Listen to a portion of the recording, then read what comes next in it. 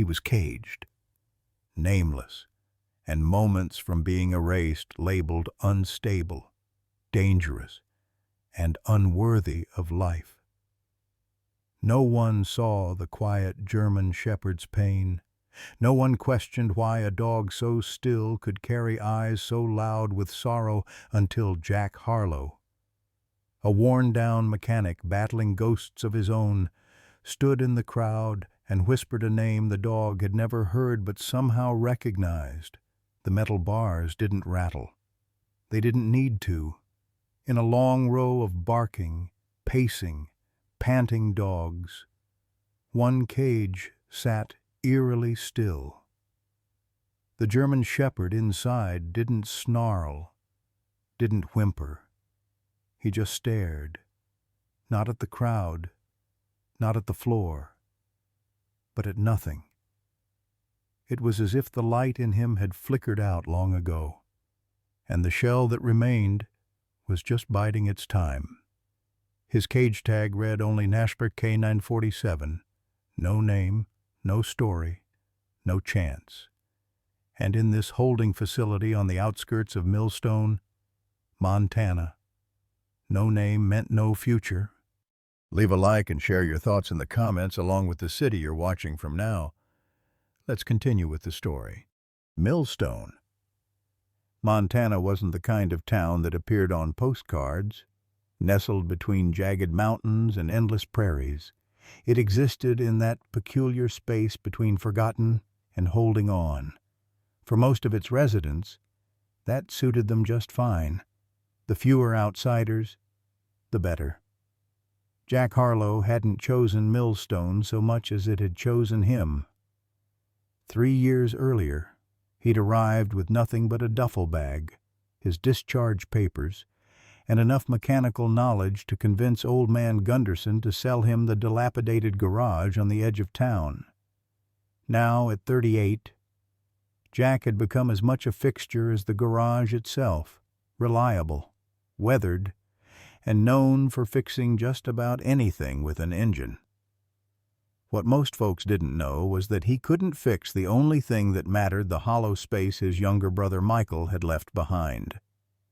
Michael Harlow had died in what the police called a tragic accident, just weeks before Jack returned from his final tour.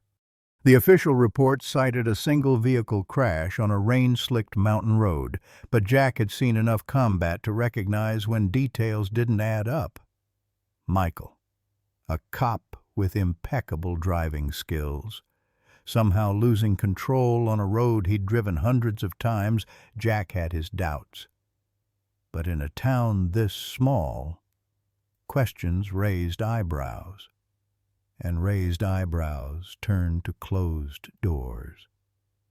The nightmares didn't help. They came like clockwork, explosions, gunfire, and now, increasingly, his brother's face. Dr. Sarah Miller, the local veterinarian and perhaps Jack's only friend in Millstone, had suggested therapy. Jack had suggested she mind her own business. Their friendship had survived anyway. Jack's days fell into a predictable rhythm: wake before dawn, work until sunset, drink just enough to dull the edges, repeat. He spoke when spoken to, fixed what needed fixing, and kept his questions about Michael buried deep. The town respected his space, if not the man himself. William Caldwell, the director of the county animal control and former police captain, was everything Jack wasn't: respected, connected, and comfortable in his authority. People trusted Caldwell's 25 years of service without question. When Caldwell spoke, Millstone listened. And on that cold Saturday morning, as Jack wiped grease from his hands and spotted the flyer about the K9 disposal event, he had no idea he was about to challenge everything Caldwell stood for. Jack couldn't have explained why he went to the shelter that Saturday.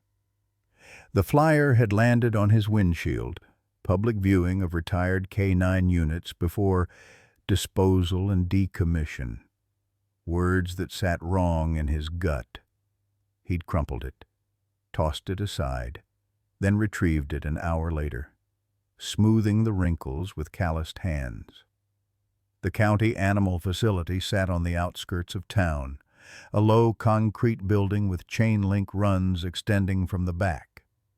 A surprising number of vehicles filled the parking lot, families hoping for discounted adoption fees, couples in hiking boots clutching coffee cups, a few old-timers who came to every community event regardless of purpose.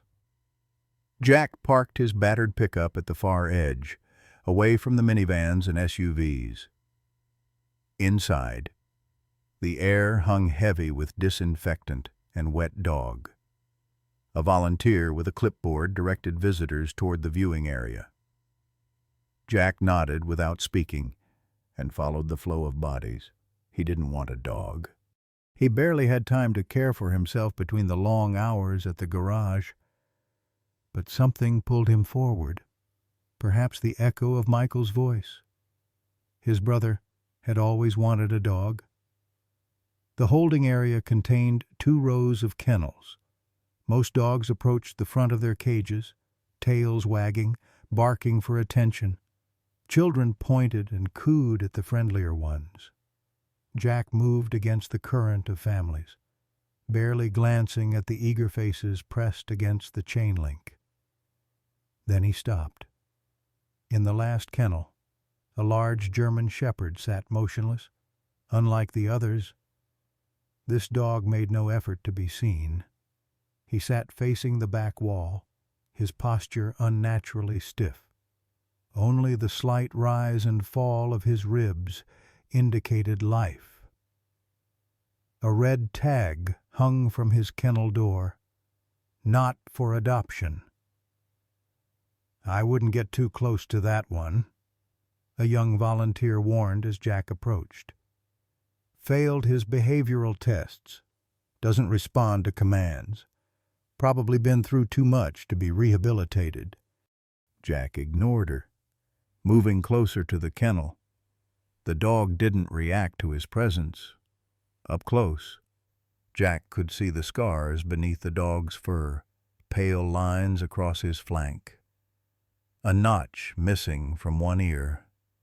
This wasn't just any K9. This was a dog who'd seen combat of some kind. "What's his story?" Jack asked, his voice rough from disuse. The volunteer shrugged. "Not much in his file. Came from a police department up north. Failed aggression protocols. Wouldn't engage targets. Then suddenly became unpredictable. They labeled him dangerous."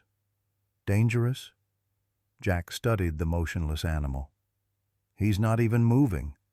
That's part of the problem. Won't respond to handlers.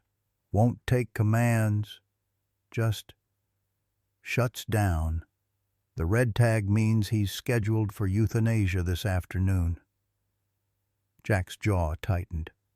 "He have a name?" "Just a number. K9 47. They didn't pass along his working name if he had one." Through the facility speakers, a monotone announcement began. "Attention visitors. The following K9 units are no longer eligible for public adoption and have been scheduled for final processing." A list of numbers followed, ending with K9 47. Jack watched as a staff member approached the kennel, leash in hand. The worker moved efficiently, like someone disposing of trash rather than ending a life. When the kennel door slid open, the dog didn't fight, didn't flinch.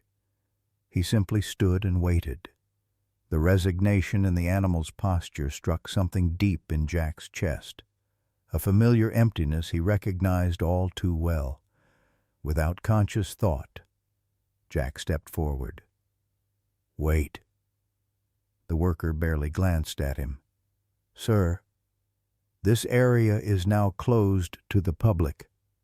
This animal is scheduled for Scout, Jack said, the name coming from nowhere. The German shepherd's head turned sharply, ears lifting a fraction of an inch. His eyes, previously empty, suddenly focused with laser intensity on Jack. The handler paused, frowning. "Sir, please step back. This animal is unstable and—" "Scout!" Jack repeated, louder this time. The dog took a deliberate step toward him, every muscle now alert, as if awakening from a long sleep. "That's not possible," the handler muttered. "He hasn't responded to anyone in weeks." But the dog moved again, another step toward Jack, his gaze never wavering. "I'll take him," Jack said, the words surprising even himself. "Sir, this isn't a normal adoption. This animal has failed multiple assessments. He's considered dangerous and unpredictable." "Looks like he's responding just fine to me," Jack countered, standing his ground. A commotion drew attention as a man in a pressed shirt and tie approached, William Caldwell himself, alerted by the disruption to his carefully orchestrated event. "What's happening here?" Caldwell demanded, eyes narrowing when he saw which kennel was open. "This gentleman is expressing interest in K9 to 47, the handler explained, clearly uncomfortable. Caldwell's gaze shifted to Jack, recognition dawning. "Harlow, isn't it, the mechanic?" His tone suggested the occupation was barely a step above vagrant. "This isn't a pound puppy. This is a failed police asset with serious behavioral issues." Jack met his stare. "His name is Scout, and he knows it." Something flickered across Caldwell's face, surprise, concern, before his professional mask returned. "That's impossible. That information isn't in his file." "Well," Jack said quietly, "he sure seems to think it is." The paperwork took over an hour. Liability waivers, behavioral acknowledgments, and forms releasing the county from all responsibility once Scout left the facility. Caldwell made sure every I was dotted and every T crossed, his disapproval evident in the tight line of his mouth. "You're making a mistake, Harlow," he said as Jack signed the final document. "That dog washed out of 3 departments. He's unpredictable, dangerous." Jack didn't respond. Throughout the process, Scout had remained at his side, neither friendly nor aggressive, just present, alert, his eyes constantly scanning, assessing. When Jack stood, Scout rose with him, moving in perfect sync, as if they'd been paired for years. "Don't come crying to us when he snaps," Caldwell called after them as Jack led Scout toward the exit. "We've got it all on record that you were warned." The drive back to town passed in silence. Jack stole occasional glances at the German shepherd sitting ramrod straight in the passenger seat, eyes fixed on the road ahead, not cowering, not anxious, vigilant, like a soldier on patrol. Jack's house sat behind his garage, a small, weathered structure with peeling paint and sturdy bones. He'd bought the property for the garage, the living quarters almost an afterthought. As he pulled into the gravel driveway, he realized he owned nothing for a dog. No food, no bed, not even a bowl. "Guess we'll improvise," he muttered, more to himself than to Scout. Inside, the dog moved with military precision, systematically checking each room before returning to Jack's side. His movements weren't random. They were practiced, methodical. This wasn't a pet exploring a new home. This was a trained operator securing a location. Jack found an old mixing bowl and filled it with water. Scout approached only after Jack stepped away, drinking efficiently, wasting nothing, for food. Jack defrosted hamburger meant for his own dinner. Scout ate with the same economical movements, then resumed his position near the door, eyes on Jack. "You can relax," Jack told him. "Nobody's giving orders here." That night, Jack made a pallet on the floor from an old blanket. Scout ignored it, instead positioning himself where he could see both the bedroom door and the window. Twice. Jack woke to find the dog in exactly the same position, eyes open, keeping watch. By morning, the strangeness of the situation had fully registered. Jack Harlow, who had avoided attachments of any kind since returning to Millstone, had impulsively adopted a dog that professionals had deemed too damaged to save. And he'd done it because of a name, Scout, that had come from nowhere. After a quick breakfast, Jack called the only person in town he trusted. Sarah Miller had been a year ahead of him in high school, had left for veterinary school, then returned to Millstone after her divorce. She'd treated him with the same direct, no-nonsense approach since he was 16, and he respected her for it. "I need you to look at a dog," he said when she answered. "Good morning to you, too, Jack," she replied, amusement in her voice. "Since when do you have a dog?" "Since yesterday. Shelter was putting him down. He's—" Jack struggled to explain. "Different." 30 minutes later, Sarah's Subaru pulled up beside the garage. Scout went on immediate alert at the sound of tires on gravel, positioning himself between Jack and the door. "Easy," Jack murmured. "She's a friend." Sarah entered with the confident stride of someone comfortable around animals. Her auburn hair was pulled back in a practical ponytail, laugh lines crinkling around her eyes despite her serious expression. She stopped short when she saw Scout. "That's not just any dog, Jack. That's a working K9. She kept her voice calm, making no sudden movements. "Military or police?" "Police, supposedly. They were putting him down. Called him dangerous." Sarah knelt slowly, allowing Scout to approach on his terms. The dog remained guarded, but permitted her examination. She checked his teeth, ran expert hands along his frame, and examined the scars on his flank. "These aren't accident marks," she observed. "Someone did this deliberately. Training or punishment." She looked up at Jack. "Where did you say he came from? County facility. They said he washed out of police work, wouldn't follow commands, then became aggressive." Sarah's frown deepened as she continued her examination. When she reached for Scout's collar, the dog stiffened but didn't pull away. Something metallic glinted beneath the leather. "There's a tag here," she said, working it free. "It was tucked under, almost hidden." The small metal disc was worn but still legible. No address or phone number, just the letters MDTF and a series of numbers. "MDTF," Sarah repeated. "Sarah, Montana Drug Task Force. I didn't know they had their own K9 units." Jack took the tag, studying it. Why hide this? And if he was their dog, why not just say so? Good question.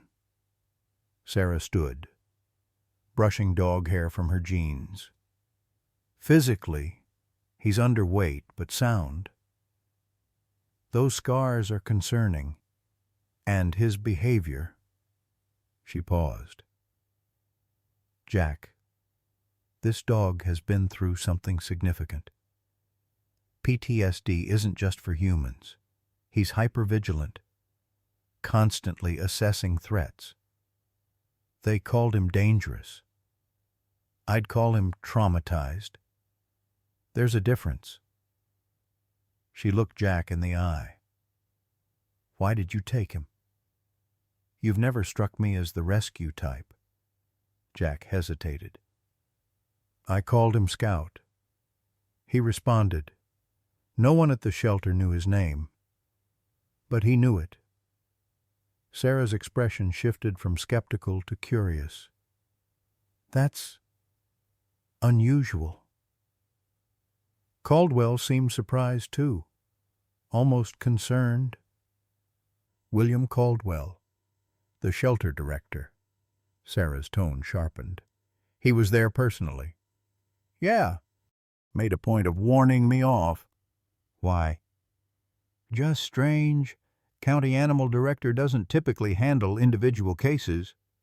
She studied Scout again. Let me make some calls. I know people in the K9 training community. Maybe someone recognizes MDTF. After Sarah left, Jack returned to his workday routine, opening the garage for Saturday customers.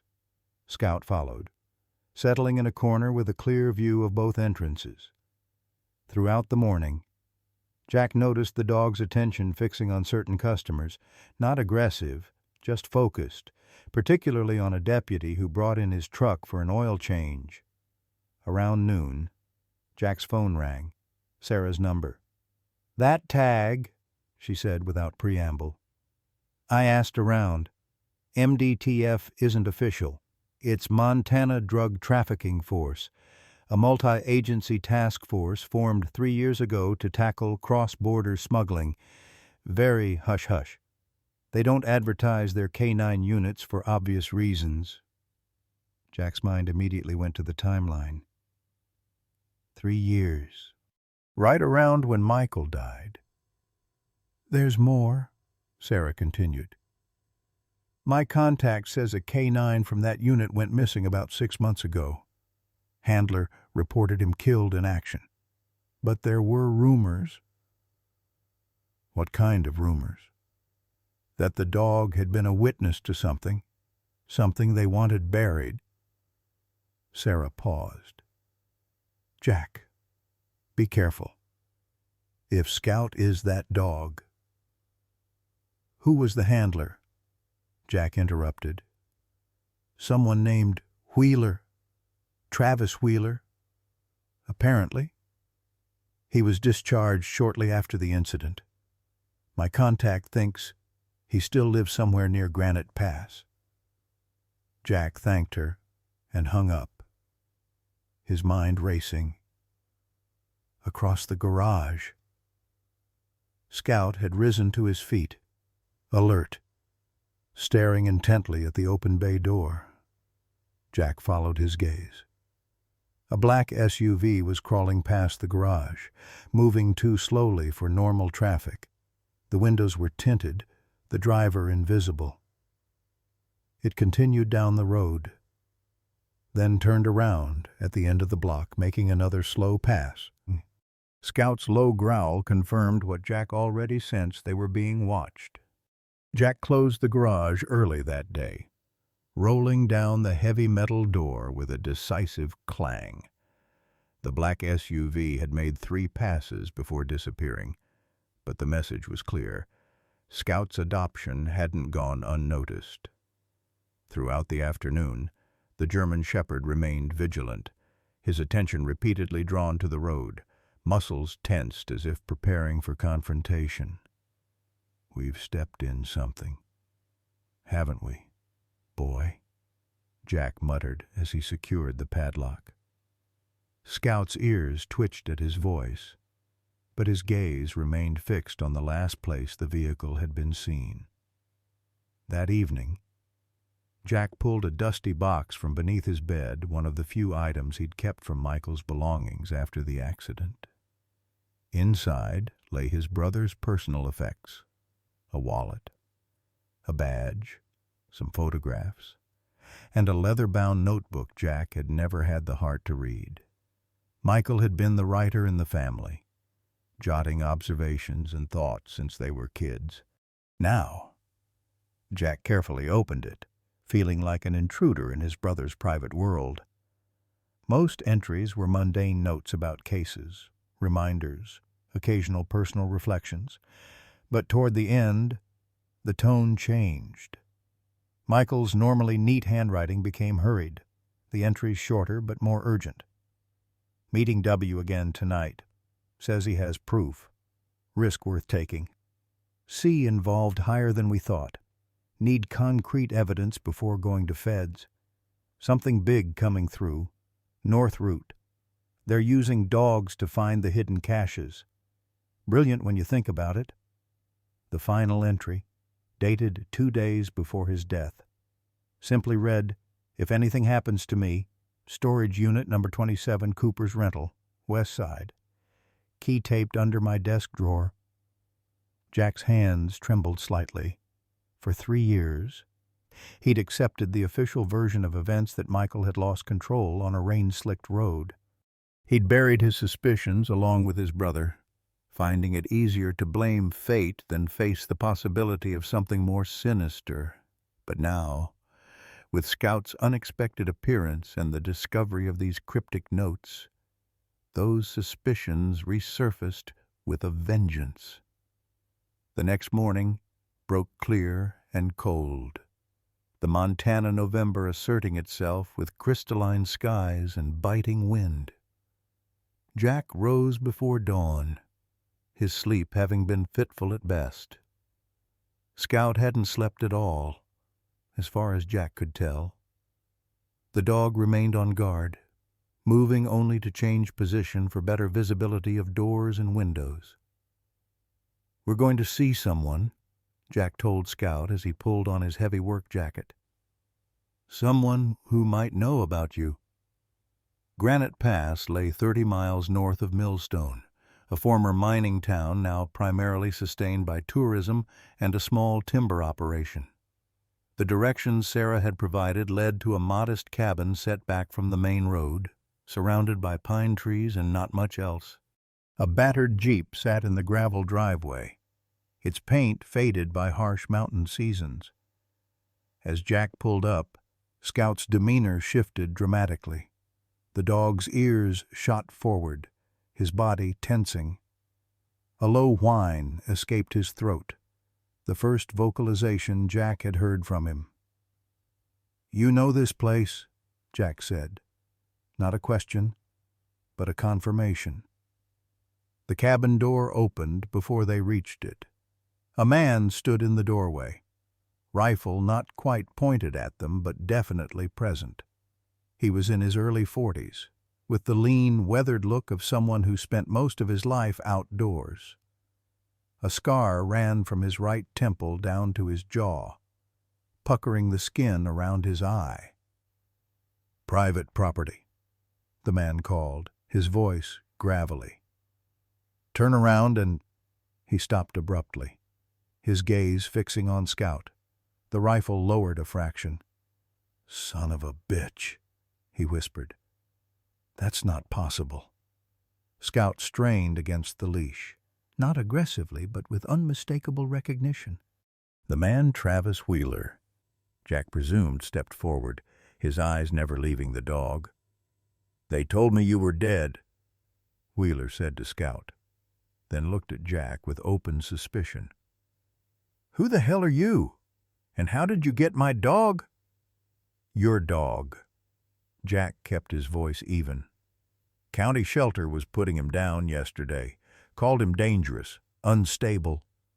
I adopted him."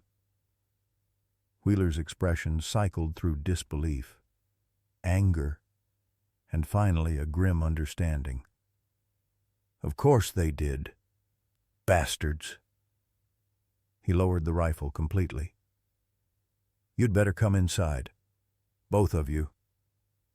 The cabin interior was Spartan but meticulously organized. Maps covered one wall, marked with colored pins and handwritten notes. Files and photographs were arranged on a table, weighted down with coffee mugs and ammunition boxes. It wasn't the home of a civilian. It was an operation center.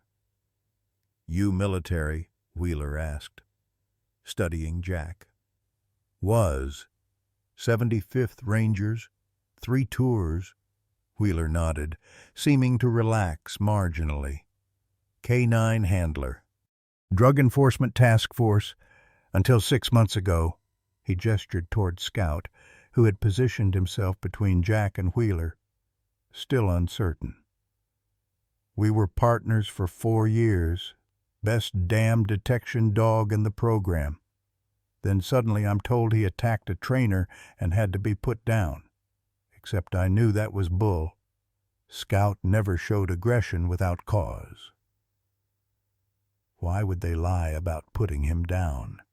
Jack asked. Wheeler's laugh held no humor. "Because if Scout could talk, a lot of powerful people would be in prison right now." He moved to a cabinet, pulled out a bottle of whiskey and 2 glasses. "But you didn't come looking for me because of the dog. You don't even know what you've stumbled into, do you?" Jack accepted the offered drink. "I know my brother was investigating something before he died. Something involving a task force, drugs, and people high up in the chain." Wheeler froze, glass halfway to his lips. "Your brother, Michael Harlow, Millstone PD, died in a car accident 3 years ago." Recognition dawned in Wheeler's eyes, followed by something like regret. "Jesus, you're Mikey's brother." He sank into a chair. "He was a good cop. One of the few. You knew him. We worked together on a joint task force. He was my liaison with local PD." Wheeler downed his whiskey in one swallow. "His accident wasn't an accident. You know." The words hit Jack like a physical blow, confirming what he'd suspected but had been afraid to voice. "What happened?" Wheeler studied him for a long moment, seeming to make a decision. "Your brother discovered something he wasn't supposed to. A pipeline running through Millstone County. Not just drugs money, weapons, people, using the back roads, the national forest land, millions worth every month. But the kicker, it wasn't just cartels and gangs. Someone local was facilitating, protecting the operation. Someone with a badge." "Caldwell," Jack said, the pieces beginning to fall into place. Wheeler's eyes widened slightly. "You've done some digging already." "Just connecting dots." Caldwell seemed very interested in making sure Scout disappeared, and my brother mentioned someone with the initial C in his notes. William Caldwell is just the public face. The operation goes deeper, involves federal agents, state police. The whole system is compromised." Wheeler refilled his glass. "Your brother was building a case to take to the FBI, had photos, account numbers, names. Then suddenly, he's dead, and all his evidence vanishes." "Not all of it," Jack said, thinking of the storage unit mentioned in Michael's notebook. Wheeler leaned forward. "What do you mean?" Before Jack could elaborate, Scout suddenly rose, hackles raised, staring toward the front door. A low growl rumbled from his chest. Wheeler immediately doused the cabin lights, moving to a window with practiced stealth. "We've got company," he whispered. 3 vehicles coming up the access road." "No headlights?" Jack joined him at the window. In the pale moonlight, He could make out the outline of SUVs moving slowly toward the cabin. "Back door," Wheeler ordered, already gathering papers from the table. "There's a trail through the woods, leads to an old service road. My Jeep keys are on the hook by the door. Take Scout and go." "What about you?" "I've got a diversion planned, been expecting them eventually." Wheeler thrust a thumb drive into Jack's hand.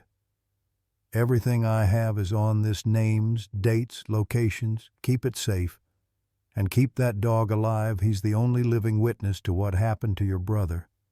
Jack froze. "What do you mean, witness?"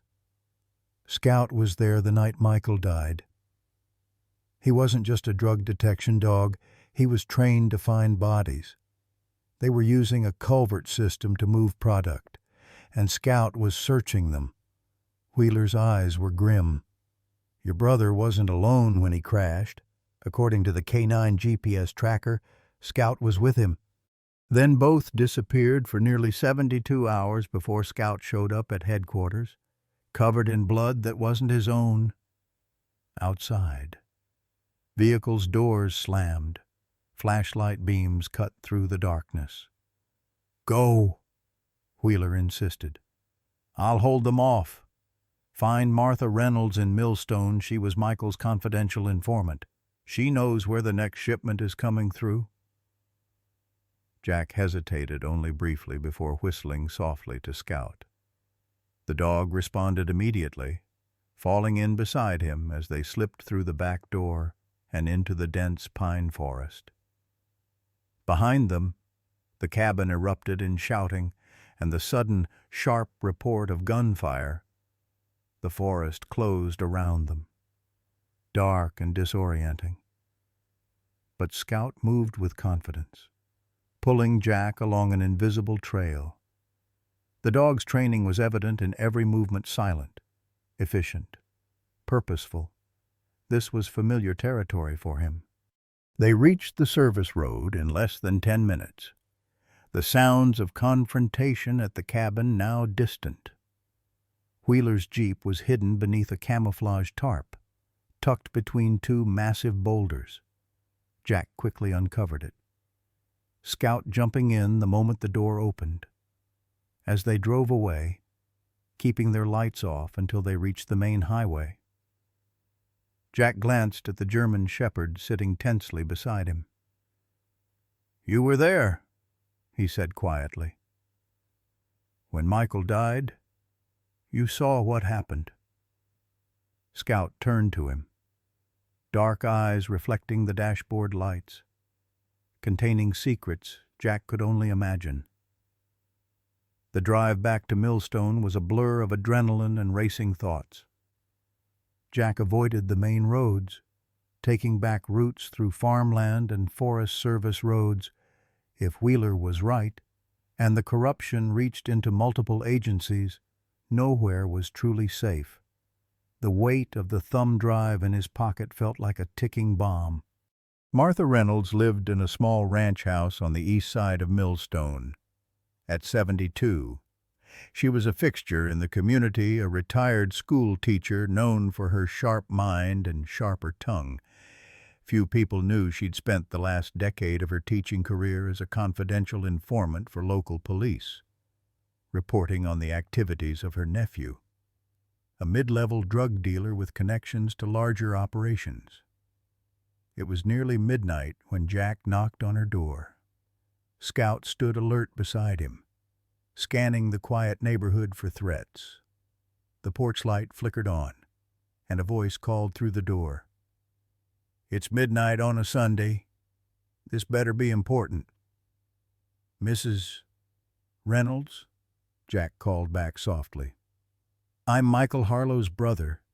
I need to talk to you about the task force." A long pause followed. Then the sound of multiple locks being undone. The door opened to reveal a diminutive woman with steel-gray hair and eyes that missed nothing. She looked first at Jack, then at Scout, her expression shifting from annoyance to wariness. "You'd better come in," she said, stepping aside. "And check the street first. Make sure you weren't followed." Inside, her home was cluttered but organized, bookshelves lining every wall. She led them to a kitchen at the back of the house, well away from windows and prying eyes. "Michael was a good boy," she said without preamble.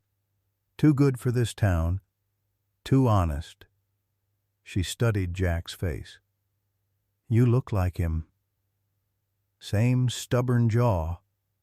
"Wheeler said, 'You know about the next shipment,'" Jack said, keeping his voice low.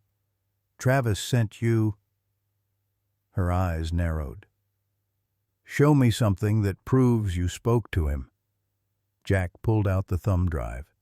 "He gave me this, said it contains evidence about the operation, names, dates."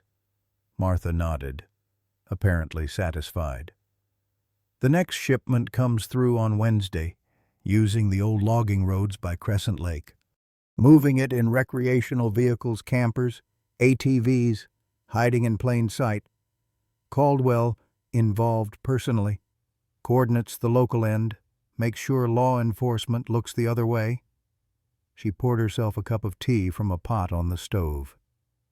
"Your brother was close to bringing it all down. Had photos of the exchange points, recordings of conversations. Was ready to take it federal. Then suddenly, he's dead. And everything he gathered vanishes." "Not everything," Jack said, thinking again of the storage unit. "He left something behind. I just need to find it." Martha's gaze shifted to Scout, who had positioned himself by the back door, alert but calm. "That dog. He belongs to the task force. He belonged to Wheeler. They told Wheeler he was put down after attacking a trainer." "Attacking?" Martha scoffed. "That dog was the gentlest creature unless commanded otherwise. Michael used to bring him here sometimes. Scout, right?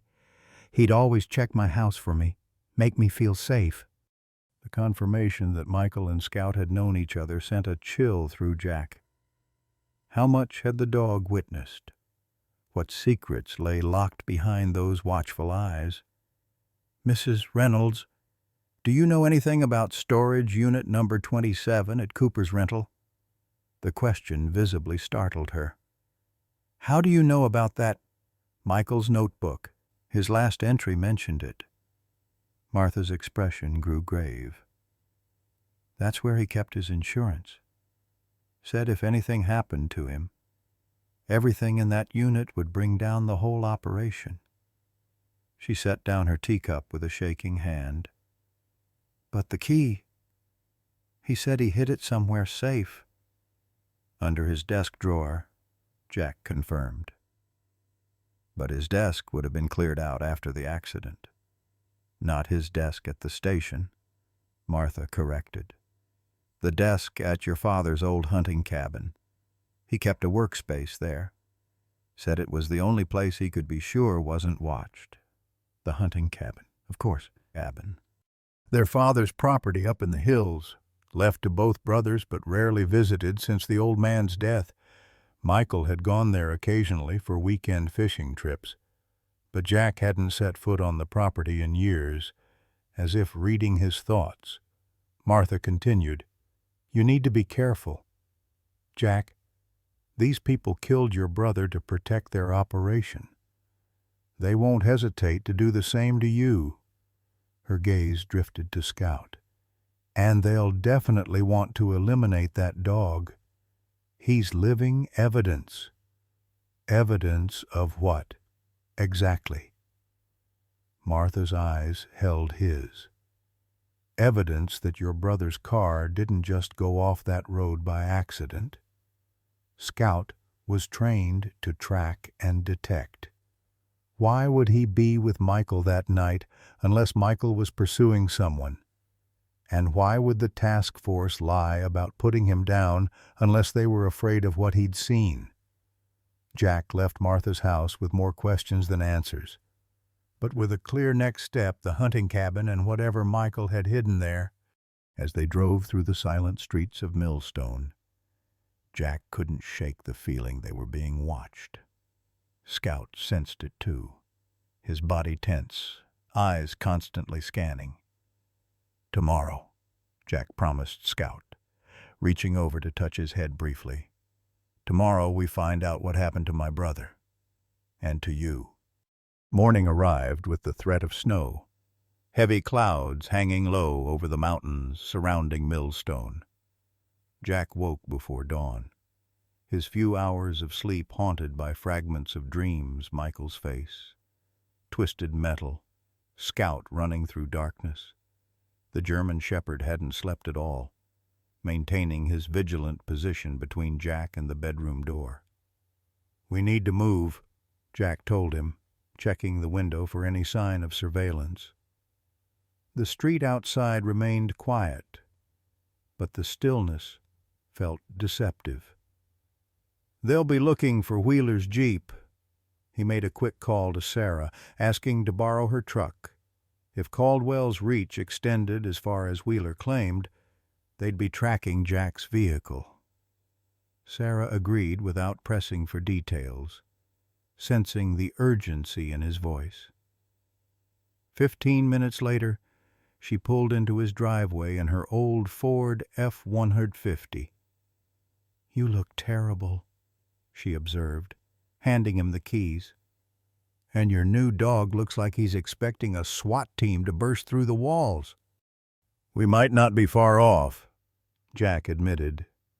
He hesitated, then added, "If anyone asks, you haven't seen me today." Sarah's expression grew serious. "Jack, what have you gotten yourself into?" "Better you don't know, but it's connected to Michael." Her face softened at the mention of his brother. Sarah and Michael had dated briefly in high school, remained friends afterward. His death had hit her hard, too. "The hunting cabin," she guessed. "You're finally going up there." Jack nodded. "There's something I need to find. Something Michael left." "Be careful," she said, squeezing his arm. "Storm's coming in faster than predicted. They're saying 8 to 10 inches by nightfall." "All the better," Jack replied. "Harder to follow tracks in a blizzard." The hunting cabin sat 20 miles outside town, accessible only by a winding fire road that became nearly impassable in bad weather. Their father had chosen the location for precisely that reason. Isolation meant privacy, and James Harlow had valued his privacy above all else. The property had passed to the brothers after his death, but neither had spent much time there. For Jack, the cabin held too many complicated memories. For Michael, apparently, it had served a different purpose. The first snowflakes began to fall as Jack turned off the main highway onto the fire road. Scout stood on the passenger seat, his attention focused ahead, ears forward with what seemed like recognition. Had Michael brought him here before? The thought strengthened Jack's conviction that they were on the right track. The cabin came into view after a final bend in the road, a sturdy log structure nestled against a stand of pines, overlooking a small, private lake. It looked exactly as Jack remembered, down to the crooked weather vane on the roof. He parked behind the building, concealing the truck from the access road. "Stay close," he told Scout as they approached the cabin. The dog needed no instruction, moving in perfect tandem with Jack's steps. The key remained in its hiding place, wedged into a knothole in the porch support beam. Inside, dust sheets covered the sparse furniture. The air smelled of pine, dust, and the faint mustiness of a place long closed up. Jack moved methodically through the main room, kitchen, and single bedroom, looking for signs of disturbance. finding none.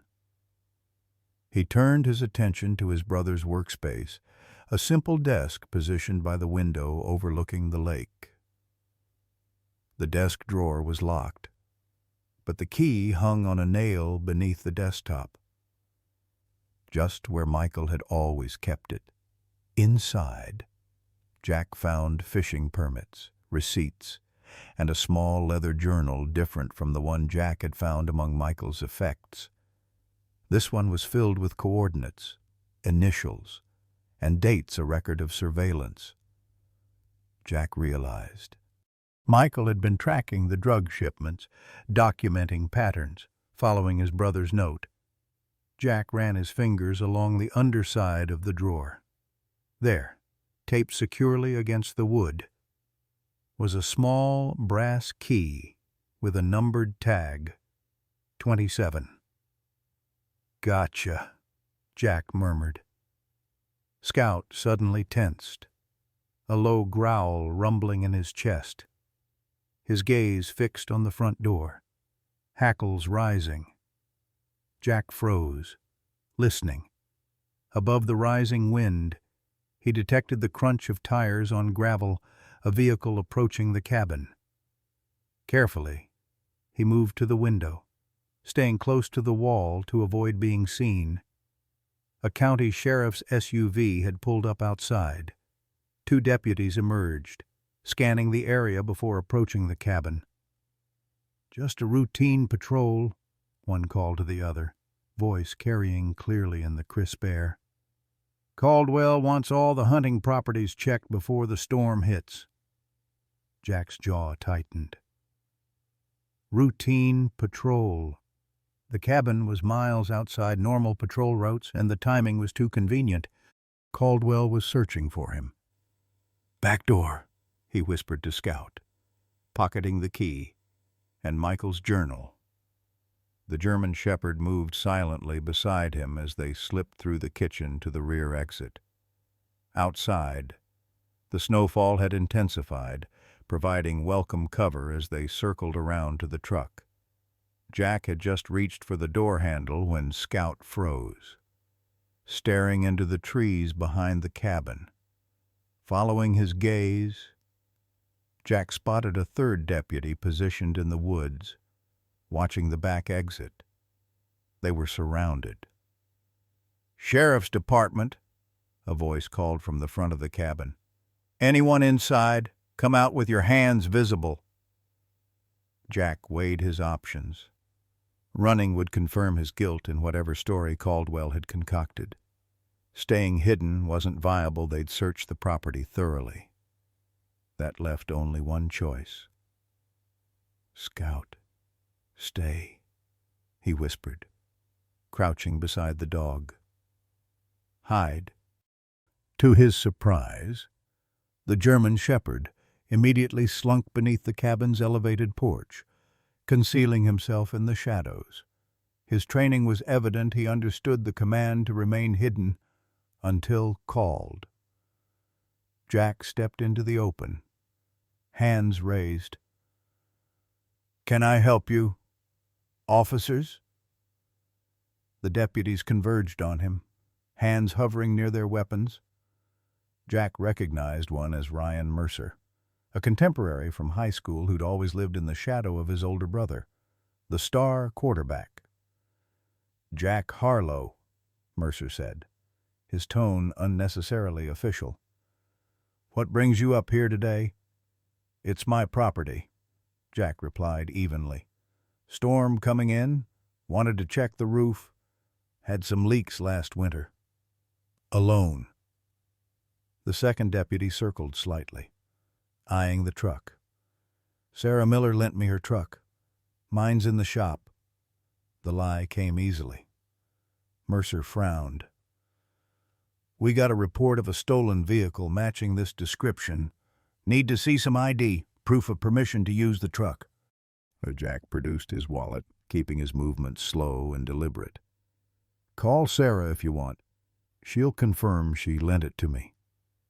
He paused, then added, "What's this really about? Ryan?" Since when does the sheriff's department patrol private cabins before a storm? A flicker of discomfort crossed Mercer's face. Just following orders. Jack. Caldwell's orders. Jack pressed. The deputy's expression hardened. We need you to come with us to the station, just to straighten things out. Am I under arrest? Let's call it assisting with an investigation. Jack saw through the pretext immediately. Once at the station, they'd find a reason to hold him just long enough for Caldwell to remove any evidence Michael had left behind. Or worse, long enough for Jack to have an unfortunate accident in custody. Sure, Jack agreed with calculated calm. Let me just lock up the cabin first. Mercer nodded, visibly relieved at Jack's cooperation. Evans, go with him. Gee. The younger deputy followed Jack to the cabin door. As Jack made a show of checking windows and the fireplace, he silently calculated his next move. He needed time to reach the storage unit, to retrieve whatever Michael had left there. Every instinct told him that once in custody, he wouldn't be released until Caldwell had removed all traces of evidence. All set, Jack announced, stepping back onto the porch. The snowfall had increased dramatically, thick flakes reducing visibility to less than 50 yards. The storm was arriving faster than predicted nature, providing the diversion he needed. As they walked toward the police SUV, Jack suddenly stumbled, clutching his knee. Damn old injury, he gasped, doubling over. Give me a second. The moment the deputies drew closer, Jack made his move. A swift strike to Evans' solar plexus doubled the young deputy over. As Mercer reached for his weapon, Jack tackled him into a snowbank, the gun discharging harmlessly into the air. The struggle was brief but violent, Jack's military training giving him the advantage despite the deputy's youth. Within moments, both men lay unconscious in the deepening snow. Jack quickly secured them with their own handcuffs, then dragged them onto the cabin porch out of the worsening weather. They'd be cold and uncomfortable, but safe until the storm passed. Scout, he called softly. The German shepherd emerged from his hiding place, shaking snow from his coat. Good boy. Time to go. The drive back toward town was treacherous, the storm rapidly developing into a full-blown blizzard. Jack pushed Sarah's truck as fast as he dared on the increasingly slick roads, knowing Caldwell would send reinforcements when his deputies failed to report in. Cooper's rental storage sat on the western edge of Millstone, a sprawling complex of metal units behind a chain-link fence. Jack pulled into the deserted parking lot, the storm having driven most people indoors. Wait here, he told Scout, but the dog ignored the command. Following closely as Jack made his way through the maze of storage units. Finding number 27, he inserted Michael's key with hands numbed by cold and adrenaline. The padlock clicked open. Jack heaved up the rolling door to reveal a unit packed with sealed plastic containers, each meticulously labeled. Michael's handwriting, precise and familiar, categorized the contents by date and location. My God, Jack whispered, realizing the extent of his brother's investigation. This wasn't just a few incriminating photos. It was a comprehensive case file built over years. Financial records, surveillance photos, even recorded conversations stored on labeled USB drives. Michael had been thorough, professional, and fatally effective. Scout moved past him into the unit, going directly to a container in the back corner. He pawed at it insistently, whining for the first time since Jack had known him. The box was labeled simply, "Contingency." Inside, Jack found a sealed envelope addressed to him, a handgun with ammunition, and a laptop computer sealed in a waterproof bag. With trembling hands, he opened the envelope. "Jack." The letter began in Michael's handwriting. "If you're reading this, I'm probably dead. The evidence in this unit documents a drug trafficking operation running through our county, protected by law enforcement officials, including William Caldwell. I've copied everything to the laptop. Password: Mom's birthday plus Scout service number K9 1047. Get this to FBI Special Agent Diana Cooper in Billings. Trust no one else. I'm sorry to put this on you. Take care of Scout if you can find him. They'll try to eliminate him too. He's seen too much. Love you, brother. Michael." Jack sat back on his heels, the letter clutched in his hand. His suspicions confirmed in the most painful way possible. Michael had known he was in danger, had prepared for his own death. And somehow, he'd known Jack would eventually find his way to this storage unit, would continue what Michael had started. Scout pressed against his side, a warm presence grounding him in the moment. Jack placed a hand on the dog's head, feeling a connection that transcended simple companionship. This wasn't just any K9. This was Michael's partner. Perhaps the last living being to see his brother alive. The sound of vehicles outside pulled Jack back to the present danger. Headlights swept across the storage facility as multiple vehicles pulled into the parking lot. Through the still-open unit door, Jack could make out the outline of Sheriff's Department SUVs, and a familiar black sedan Caldwell himself had arrived. "Time's up," Jack muttered, quickly gathering the laptop and a selection of the most damning evidence containers.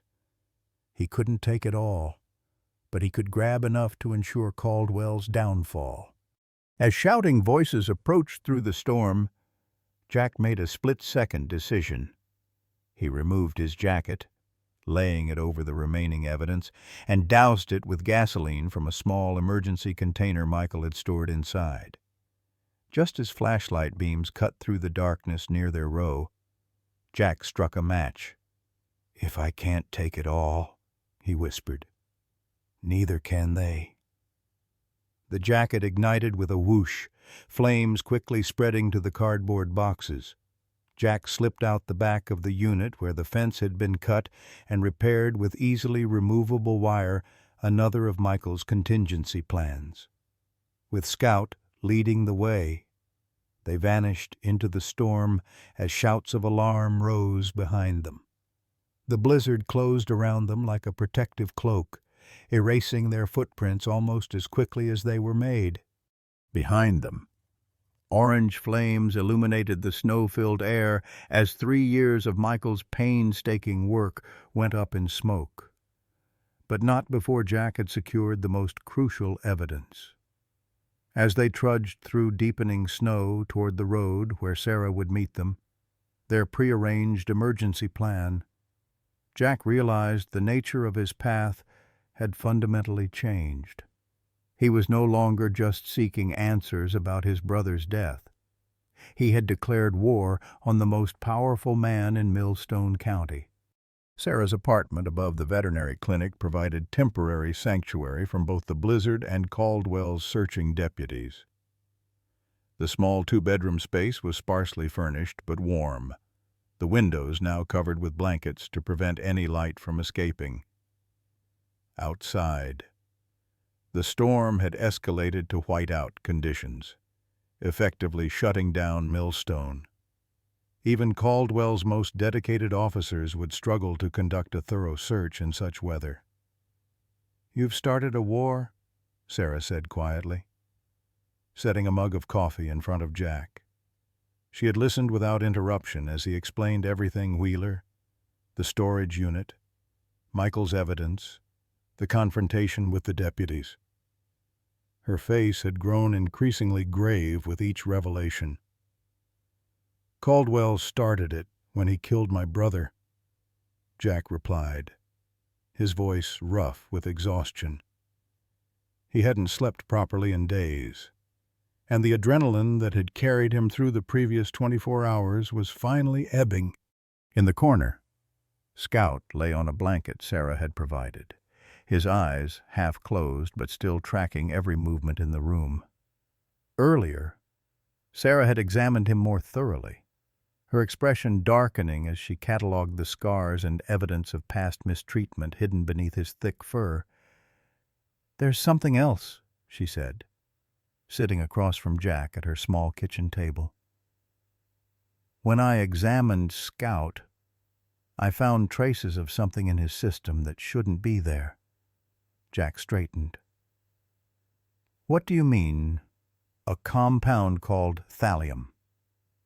"It's a heavy metal. Toxic.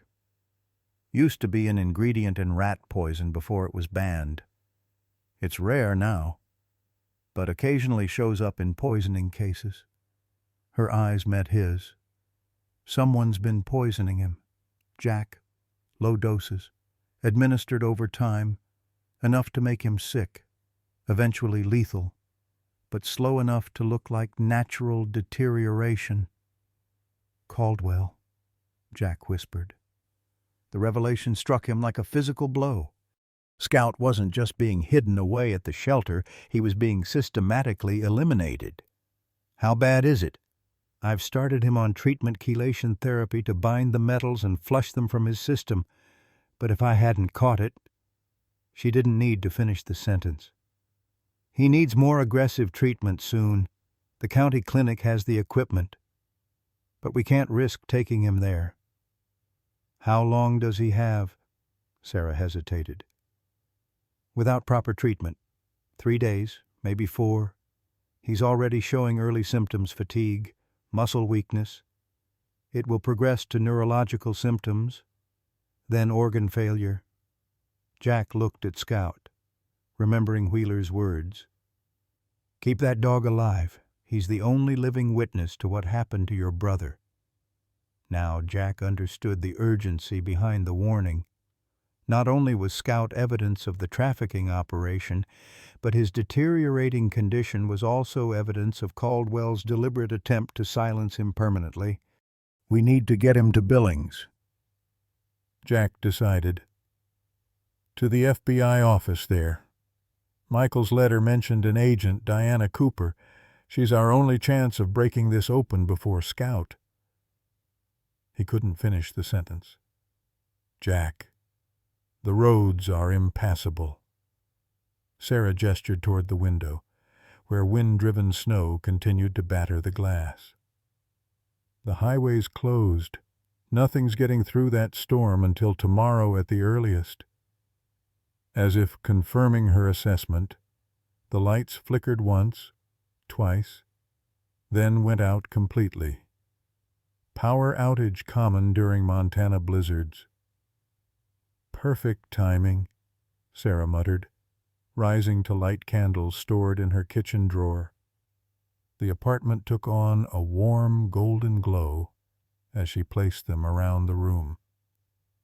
"Generator will kick in for the clinic refrigerators, but we're on emergency power up here." Jack moved to Michael's laptop, which he'd plugged in earlier. The battery indicator showed only 12% remaining. Without electricity to charge it, the crucial evidence would soon be inaccessible. "I need to see what's on here before the battery dies," he said, entering the password Michael had specified in his letter. The screen illuminated his face as files began loading hundreds of documents, photographs, and video recordings meticulously organized by date and subject. Jack clicked on a video file labeled Caldwell-Wheeler Confrontation. The footage was grainy, clearly taken from a concealed position, but the audio was crisp. William Caldwell stood in what appeared to be a warehouse, facing Travis Wheeler. Your dog is becoming a problem, Caldwell's recorded voice stated coldly. He's not following the modified protocols, refusing target engagement, even with the new training methods. That's because he knows the difference between legal operations and whatever the hell you're running now. Wheeler's voice replied, anger evident. These aren't drug busts anymore, they're executions. Scout was trained to find drugs, not help you murder witnesses. The dog is a tool, Wheeler, an asset, nothing more. That tool saved my life twice. He's more human than you'll ever be. Caldwell's laugh was chilling. Sentiment, that's your weakness. Always has been. A pause. Consider this your final warning. Get the dog in line, or both of you will be replaced. Permanently. The video ended, leaving Jack staring at the screen. Wheeler wasn't lying, he murmured. Caldwell was using the task force as cover for executing witnesses or rivals. And Michael discovered it, Sarah added, looking over his shoulder. Jack continued searching through the files, opening a folder labeled Route Documentation.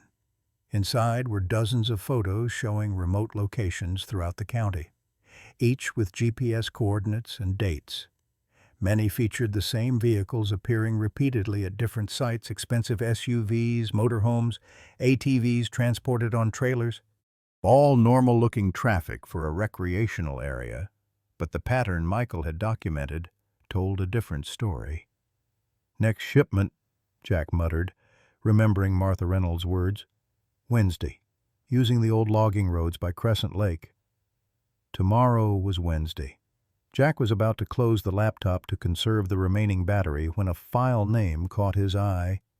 Scout GPS Tracking MH Accident KML.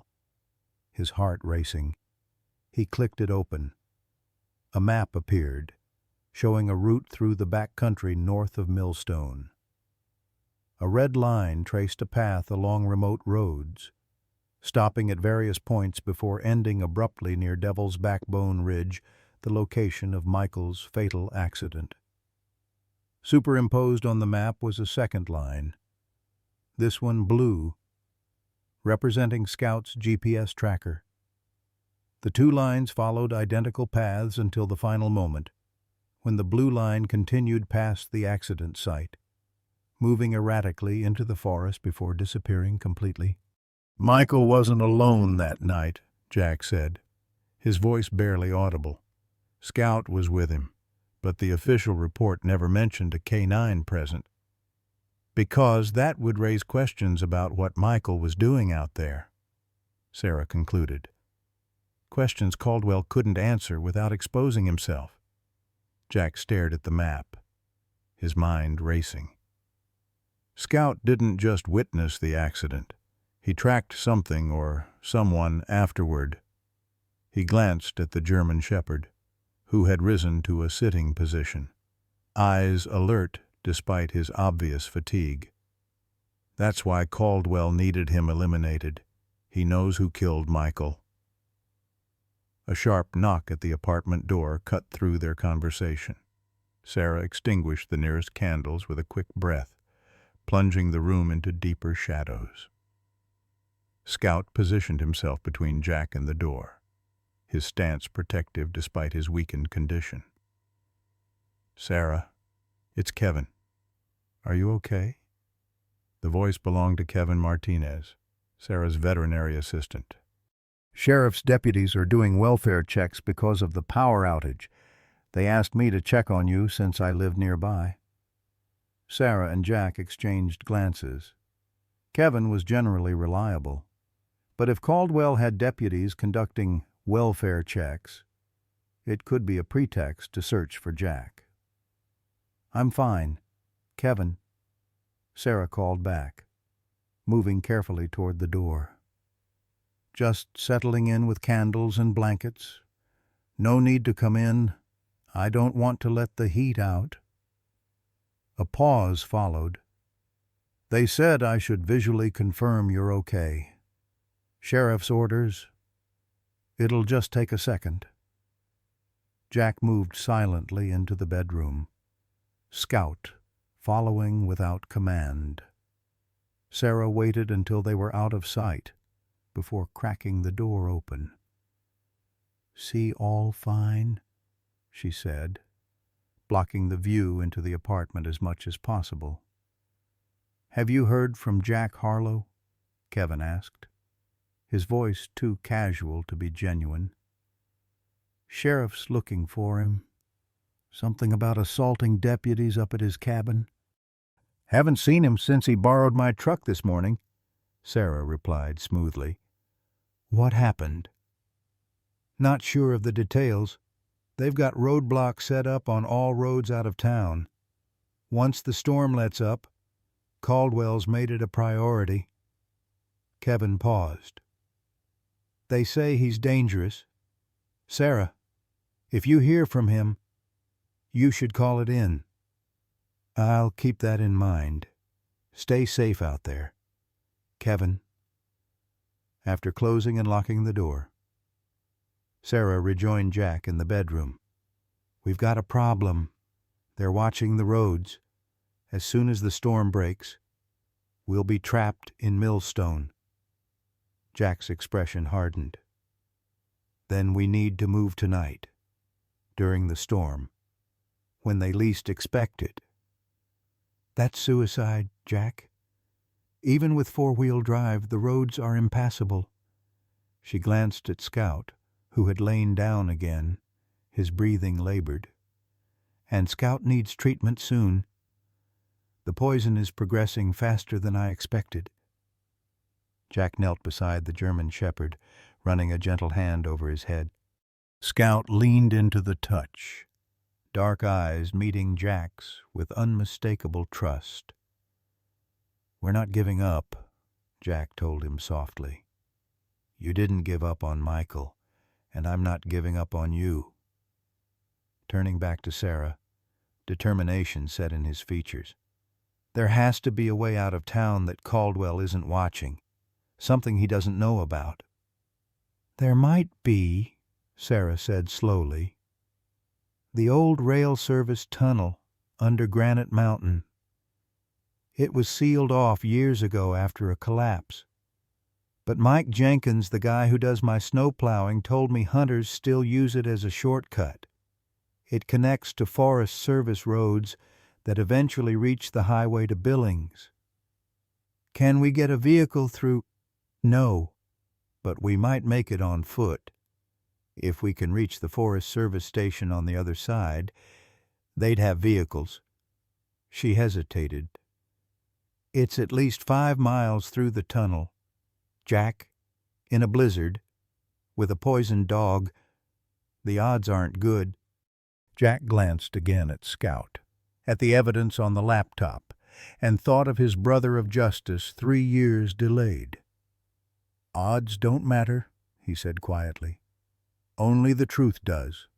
We leave in 30 minutes." The abandoned rail tunnel loomed before them like a mouth in the mountainside, dark and forbidding against the swirling snow. Sarah's four-wheel drive Jeep, her emergency vehicle kept in the clinic's back garage, had gotten them this far, but the unmaintained access road ended here. The rest of their journey would be on foot. According to Mike, the tunnel runs straight through for almost 3 miles, Sarah said, zipping her parka up to her chin. "Maintenance corridors branch off occasionally, but if we stay on the main track, we should be fine." Jack shouldered the backpack containing Michael's laptop, essential evidence files, and the medical supplies Sarah had brought for Scout. The German shepherd stood between them, his breath creating small clouds in the freezing air. Despite his weakened condition, Scout remained alert, seemingly understanding the gravity of their situation. "How's he doing?" Jack asked, noticing the dog's slight tremor. Sarah's expression was grim as she checked Scout's pulse. "The chelation treatment is helping, but he needs the full protocol soon. I've given him something for pain and inflammation, but it's just buying time." Jack knelt beside Scout, meeting the dog's eyes. "Just a little further," he promised, though he knew the animal couldn't understand his words. But perhaps he understood the intention behind them. Scout responded with a gentle press of his muzzle against Jack's hand. They entered the tunnel with flashlights leading the way. The old rail tracks remained, rusted and partially buried under decades of falling rock and debris. The air inside was cold, but still. A welcome respite from the howling wind outside. Their footsteps and Scout's nails clicking on the rocky ground echoed ominously in the enclosed space. "Let's move quickly," Jack said, taking the lead. "Caldwell will figure out we've gone missing soon enough." For the first mile, they made good progress. The tunnel's structure remained sound, the ceiling high above them intact despite years of neglect. Scout kept pace, though Jack noticed his steps becoming increasingly labored, his powerful body occasionally brushing against the wall for support. They had just passed the halfway point when Scout suddenly stopped, ears forward, body rigid with attention. "What is it, boy?" Jack whispered, instinctively lowering his flashlight. The answer came moments later, the distant sound of voices echoing through the tunnel behind them. Flashlight beams danced on the curved ceiling far back, growing stronger.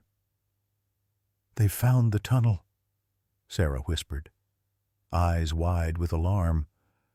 How did they know? Jack's mind flashed to Kevin's welfare check, his probing questions. "Your assistant, he must have figured out you were hiding me and reported back to Caldwell." Sarah's expression hardened. "Kevin's always been ambitious. Too eager to please the sheriff's department." "We need to move faster," Jack urged. But Scout hadn't budged. Instead, the dog turned and looked up at a small maintenance corridor branching off the main tunnel. His meaning was clear: we should go this way. "Scout wants us to take that side passage," Jack said. Sarah hesitated. "It could be a dead end, or it could lead to another exit." Jack trusted Scout's instincts. "He knows something we don't." The maintenance corridor was narrower than the main tunnel, forcing them to proceed in single file. Scout led the way despite his weakened state, moving with surprising determination. Behind them, the voices grew louder, accompanied by the unmistakable sound of tracking dogs Caldwell had brought K9 units of his own. The side passage curved sharply, then opened into a larger chamber, some kind of old maintenance depot. Rusted tools and equipment lay scattered about, abandoned decades ago. Multiple corridors branched off in different directions. "Now what?" Sarah whispered, her flashlight revealing at least 5 possible paths. Scout didn't hesitate. He moved directly to a passage on their right, looking back once to ensure they followed. Jack recognized the behavior from his military days. The dog was operating on training or memory, leading them along a known route. "He's been here before," Jack realized aloud. "With Michael." "Maybe." The passage Scout chose narrowed further, the ceiling dropping so low that Jack had to duck in places. Water dripped from above, forming icy patches on the rough ground. The temperature had dropped noticeably, suggesting they were moving deeper into the mountain rather than toward an exit. Sarah voiced the concern forming in Jack's mind. "Are we sure this is the right way? It feels like we're heading down." "Not out." Before Jack could respond, Scout stopped abruptly at what appeared to be a dead end. The passage terminated in a wall of collapsed rock and timber, an old cave-in that had sealed this section of the tunnel. "Damn," Jack muttered, shining his light around for any alternate route. There was none. But Scout wasn't turning back. Instead, he pawed at the base of the rock wall, whining softly. "What is it, boy?" Jack knelt beside him, examining the area Scout indicated. There, barely visible beneath years of accumulated debris, was a small opening perhaps 2 feet high and 3 feet wide. Scout tried to push his way through, but lacked the strength. Jack quickly cleared away loose stones and rotted timber, enlarging the gap. Cool air flowed from the other side, carrying the scent of pine and snow the outdoors. "It's a way out," he said, renewed hope in his voice. Scout found us a way out. The opening was tight, but passable. Jack went first, wriggling through the narrow space with Michael's backpack pushed ahead of him. On the other side, he found himself in a shallow natural cave, its mouth opening to the snowbound forest. Scout followed with Sarah's help, the dog's depleted strength making the squeeze more difficult. Outside, the storm had begun to abate, the heavy snowfall thinning to scattered flakes. Through gaps in the clouds, moonlight illuminated a pristine wilderness landscape. They had emerged on the far side of Granite Mountain, miles from the tunnel's main entrance. "Where are we?" Sarah asked, brushing dirt from her clothing as she surveyed their surroundings. Jack oriented himself using the mountain peaks visible in the moonlight. "North side of the ridge, if I'm right. The Forest Service station should be about 2 miles that way." He pointed east, where the terrain sloped downward through dense pine forest. Scout suddenly tensed, a low growl rumbling in his chest. Following his gaze, Jack spotted movement among the trees below, flashlight beams cutting through the darkness, moving in a search pattern up the mountainside. "They're ahead of us," Jack whispered, pulling Sarah back into the shadow of the cave entrance. "Must have split up, covered both tunnel exits. How did they know?" Sarah's voice trembled slightly, the reality of their situation sinking in. "It's like they're anticipating our every move." Jack's mind raced, assessing their dwindling options. They couldn't go back through the tunnel. Caldwell's men would be closing in from that direction as well. They couldn't proceed toward the Forest Service station without running directly into the search party, and Scout's condition was deteriorating by the hour. As if reading his thoughts, Scout nudged Jack's hand, then looked deliberately up the ridge rather than down. The terrain there was steeper, more treacherous, but possibly unguarded. "He wants us to go up," Jack said. "There must be another way around." Sarah looked doubtful. "The ridge is dangerous in these conditions. One wrong step in the dark." "We don't have a choice." Jack helped her to her feet. "Scout knows what he's doing." The climb was arduous. The recent snowfall made the footing treacherous, hiding rocky outcroppings and fallen logs beneath its deceptive blanket. Scout led the way, his pace slowed by weakness, but his sense of direction unwavering. Every few minutes, they paused to listen for pursuers, but the only sounds were the wind through the pines and their own labored breathing. They had almost reached the ridgeline when disaster struck. Scout pushing himself beyond his failing strength, stumbled on a hidden rock and collapsed. His legs buckled beneath him, his body suddenly limp in the snow. "Scout!" Jack rushed to the dog's side. The German shepherd's breathing was rapid and shallow, his once alert eyes now glazed with pain. The poison was winning its battle against his system. Sarah quickly administered an injection from her medical kit. "This will stabilize him temporarily, but he needs proper treatment now. We can't wait any longer." Jack assessed their situation with growing desperation. Scout couldn't continue on his own, and carrying an 80-pound dog through treacherous mountain terrain in the dark was nearly impossible. But leaving him behind wasn't an option. "I'll carry him," Jack decided, handing the evidence backpack to Sarah. "You take this. If we get separated for any reason, get it to Agent Cooper in Billings." "We're not separating," Sarah insisted. "We'll make it together." As Jack carefully lifted Scout, cradling the powerful animal against his chest, a voice called from the darkness behind them. "That's far enough. Harlow!"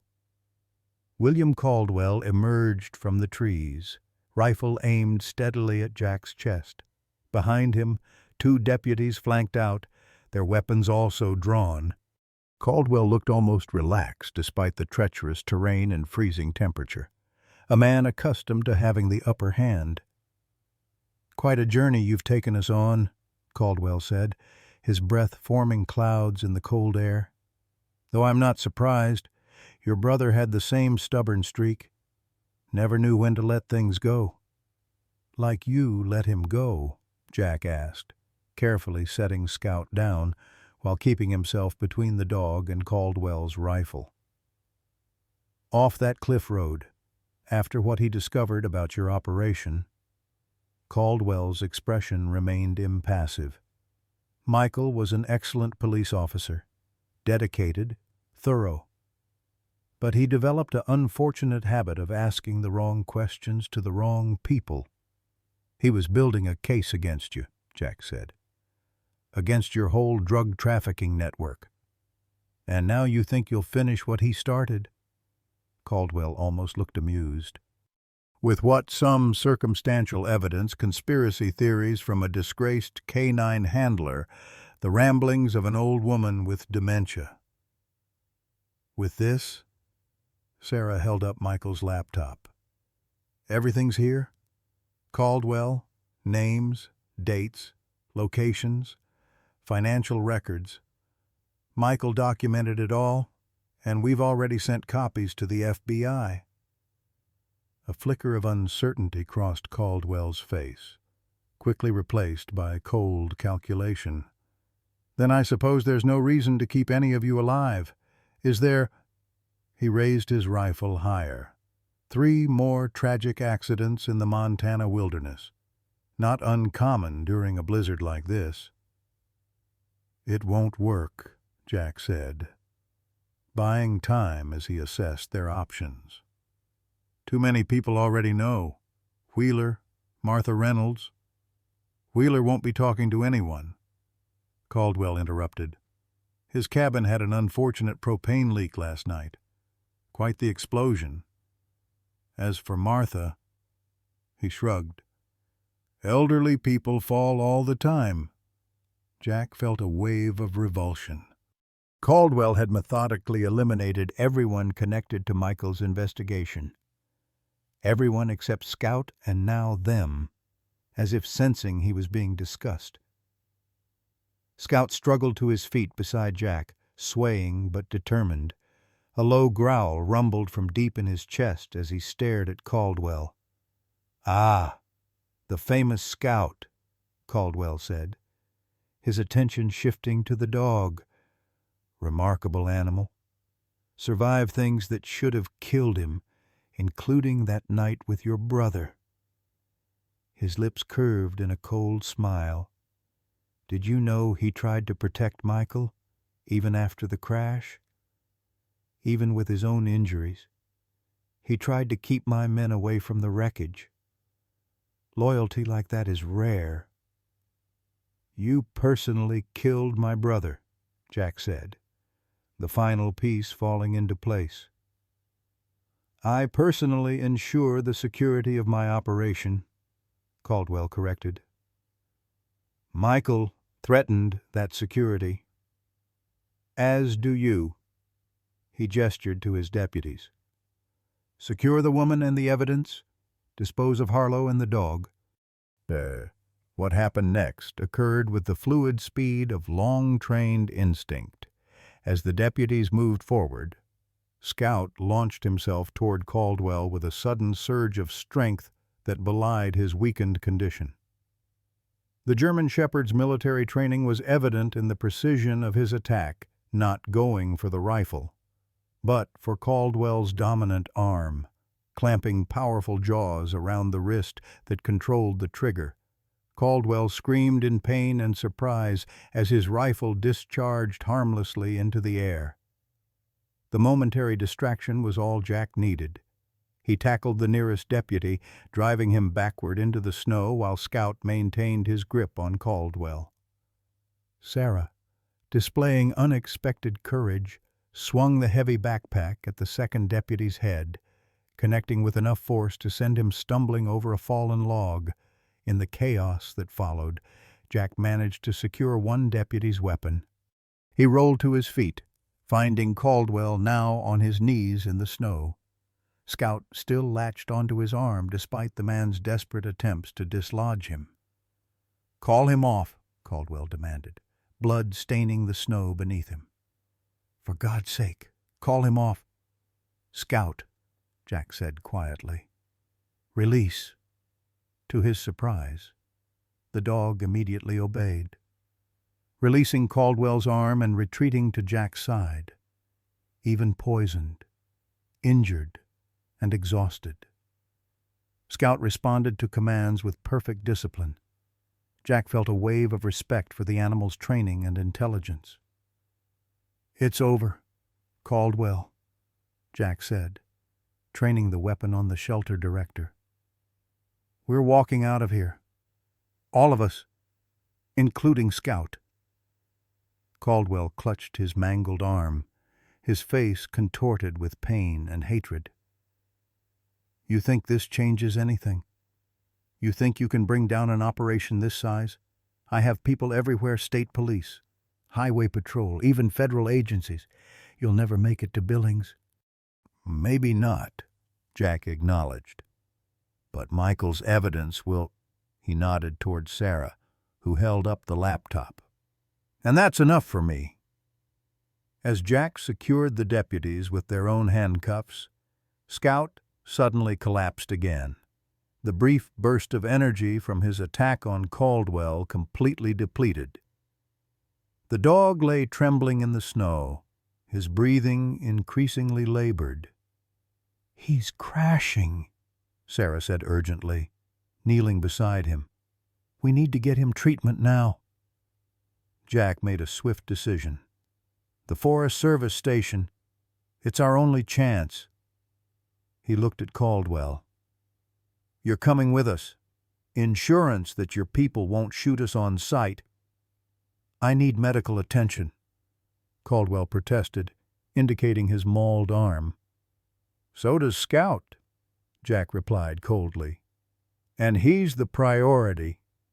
With their captive secured and the deputies handcuffed to a tree with emergency supplies to prevent freezing until rescue arrived, they began their descent toward the Forest Service station. Jack once again carried Scout, the dog's substantial weight made lighter by the urgency of their mission. Sarah led the way, keeping Caldwell ahead of her at gunpoint.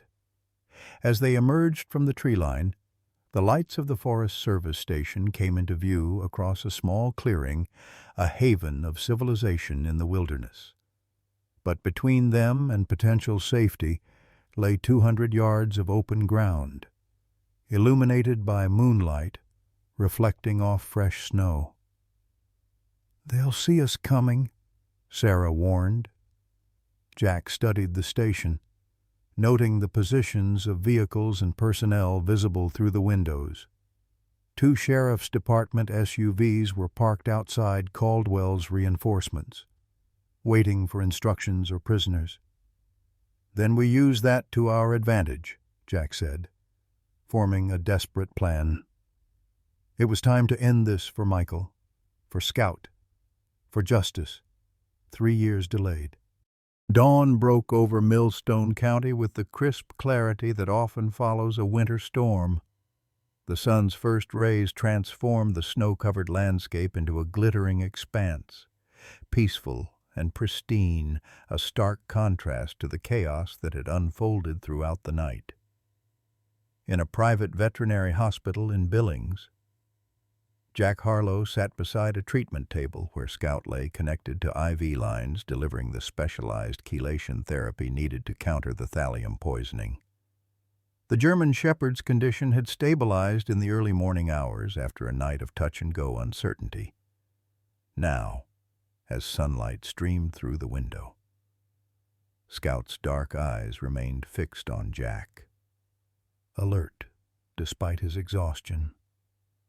"He's responding remarkably well to treatment," Dr. Reynolds, the veterinary toxicologist, explained as she checked Scout's vital signs. "The poison had advanced further than we'd like, but his system is strong. Military working dogs are bred for resilience." Jack nodded, his hand resting gently on Scout's head. "How long until he recovers?" "Full recovery will take weeks, but the immediate danger has passed. He'll need ongoing therapy and monitoring, but I expect him to regain his strength." She paused, glancing at the scars visible beneath Scout's fur. "He's been through a lot, hasn't he?" "More than most," Jack agreed, thinking not just of the poison, but of everything that had preceded it, the years of service, the trauma of witnessing Michael's death, the months of confinement and planned execution. Through it all, Scout had maintained his core training, his intelligence, his loyalty. A knock at the door interrupted his thoughts. FBI Special Agent Diana Cooper entered, her crisp pantsuit and authoritative bearing at odds with the compassion in her eyes. At 44, Cooper had the weathered look of someone who had seen too much but hadn't surrendered her humanity in the process. "How's our key witness?" she asked, nodding toward Scout. "Getting stronger," Jack replied. "Doctor says he'll make a full recovery." "Good. We need him healthy." Cooper pulled up a chair. "The forensic techs finished analyzing your brother's files. Combined with Caldwell's confession and the evidence collected from the Forest Service station, we have enough to bring down the entire operation. Multiple jurisdictions, multiple agencies involved. It's bigger than we initially thought." Jack had suspected as much from Michael's notes. His brother hadn't just stumbled onto local corruption. He had uncovered a sophisticated pipeline moving drugs, money, and occasionally people through the remote corridors of Montana. Caldwell had been a crucial linchpin, using his positions in law enforcement and animal control to facilitate the operation and eliminate threats. "What about Wheeler?" Jack asked. "Caldwell claimed his cabin exploded." Cooper's expression darkened. "We found the cabin. There was an explosion, but no body. Either Wheeler got out in time or they took him," Jack finished. The possibility that Travis Wheeler had suffered the same fate as Michael, or worse, weighed heavily on him. Another casualty in a war most people never knew was being fought. "We're still searching," Cooper assured him, "but right now, our priority is securing the evidence and protecting the witnesses we do have." She glanced meaningfully at Scout. "Including him." The events at the Forest Service station had unfolded with unexpected efficiency once they'd arrived, using Caldwell as leverage. Jack had been able to contact Agent Cooper directly, bypassing local law enforcement entirely. Cooper, who had been Michael's federal contact during his investigation, had dispatched FBI tactical teams immediately.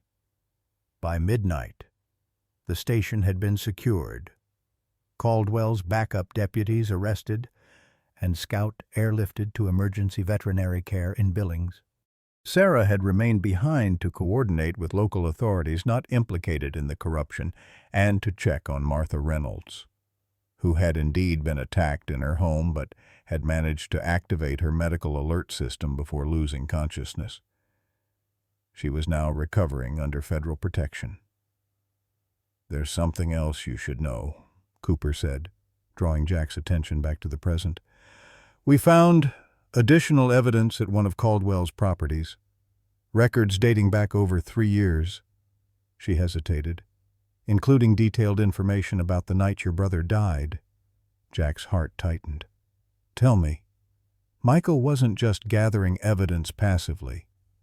That night, he was actively tracking a shipment, using Scout to locate a hidden cache in the culvert system near Devil's Backbone Ridge.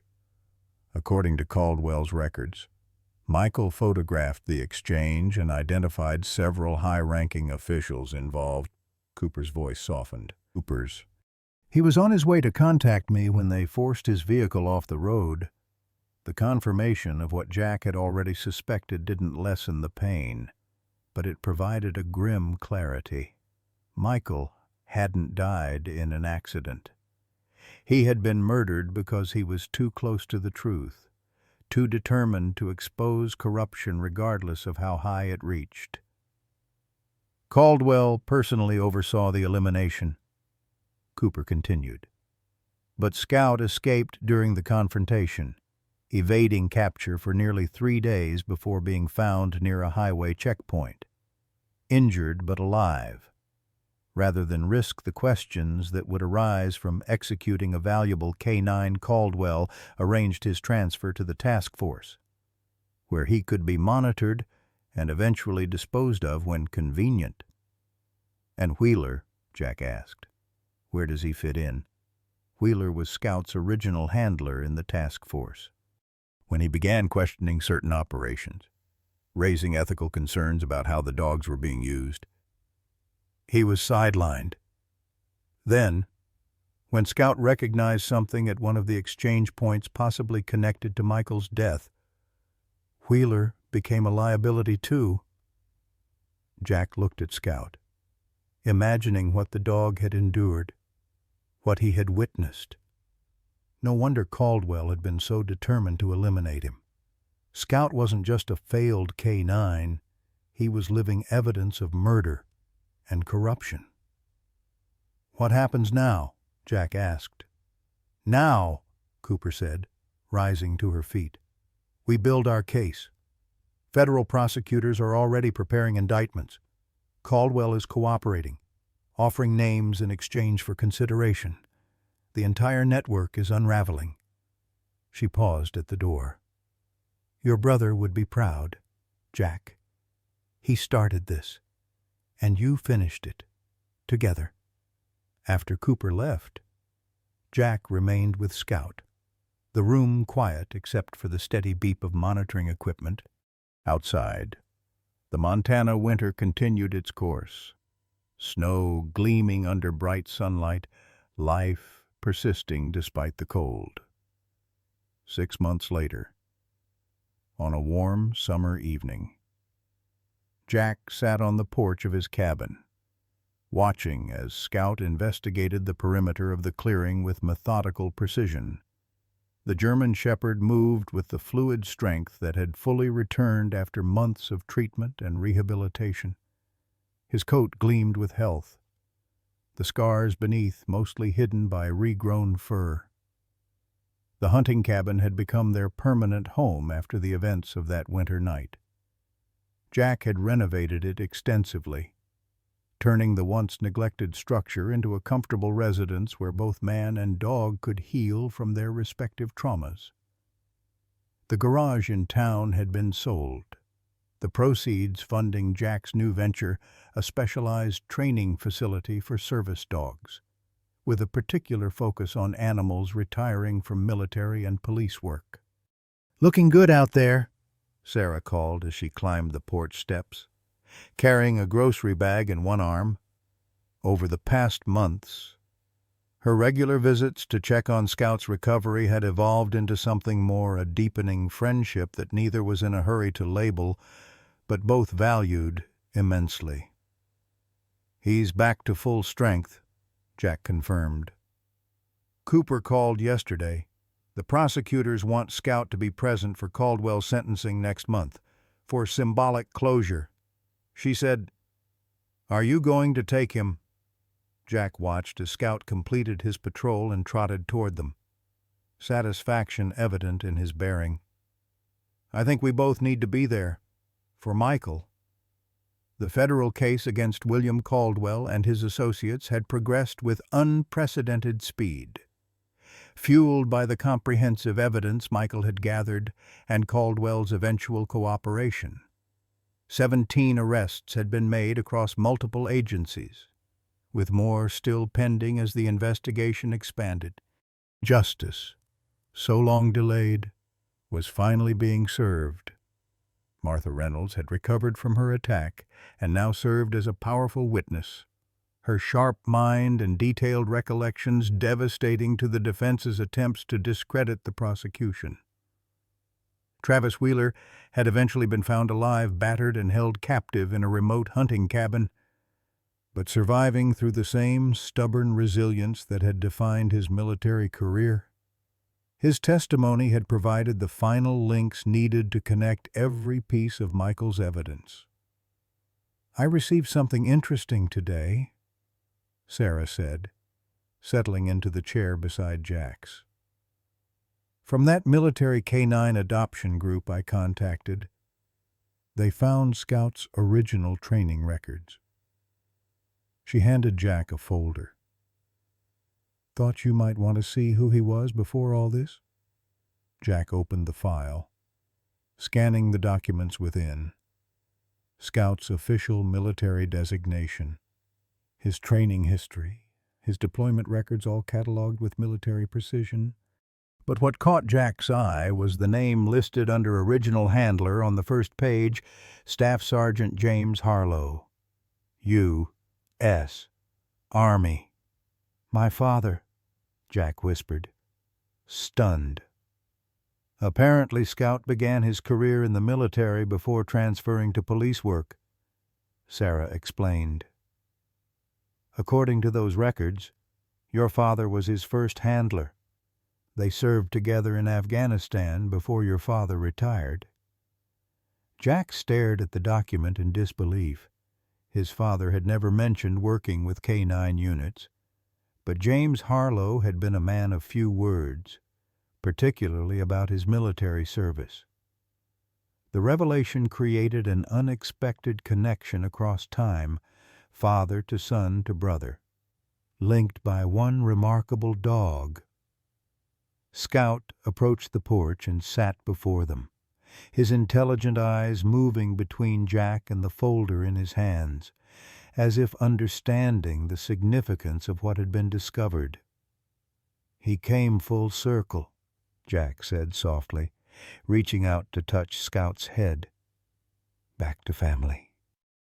Later that evening, as twilight settled over the mountains, Jack and Scout walked the short trail to the small memorial he had erected for Michael on the property, a simple stone marker beside a young pine tree. It bore only his brother's name and the dates of his too short life. Jack had visited this spot often in recent months, finding a growing peace that had eluded him for years. "We did it, Mike," he said quietly. Scout sitting attentively beside him. "You never gave up, and neither did he." Jack placed his hand on Scout's sturdy shoulder. "Neither did we." As they turned to walk back to the cabin, where Sarah waited with dinner preparations, Jack noticed Scout's attention fix momentarily on something at the forest's edge, a deer perhaps, or some other woodland creature. The dog's ears perked forward, his posture alert but not alarmed, just observing, acknowledging, accepting. In that moment, Jack recognized a truth that had been slowly forming during their months of recovery together. Some wounds never fully heal, but they become part of who we are. What matters is not the scars we carry, but the strength we find to move forward despite them. Scout looked up at him, as if confirming this unspoken understanding between them. Then, with the certainty of one who knows exactly where he belongs, the German shepherd turned and led the way home, Jack following close behind, two survivors walking together into the gathering dusk. In the twilight of our lives, we recognize a truth that Scout and Jack discovered together. It's never too late for justice, for healing, or for finding your way home. Many of us carry invisible wounds, losses that went unresolved, truths that remained buried, loved ones taken too soon. Like Scout, we may have been overlooked, our worth questioned, our pain dismissed. Like Jack, we might have settled for a life half-lived, going through motions while avoiding the deeper wounds. But this story reminds us that loyalty endures beyond death, that courage doesn't diminish with age, and that sometimes the most broken souls recognize each other across crowded rooms.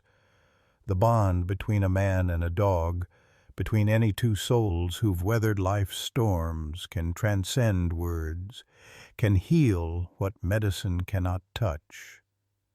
Scout's unwavering loyalty to both brothers speaks to what matters most, not how many years we have, but how fully we live them, how fiercely we protect what's right, and how deeply we love those in our care. Remember, no matter how harsh the winter or how dark the tunnel, there's always a path forward if we have the courage to take that first step.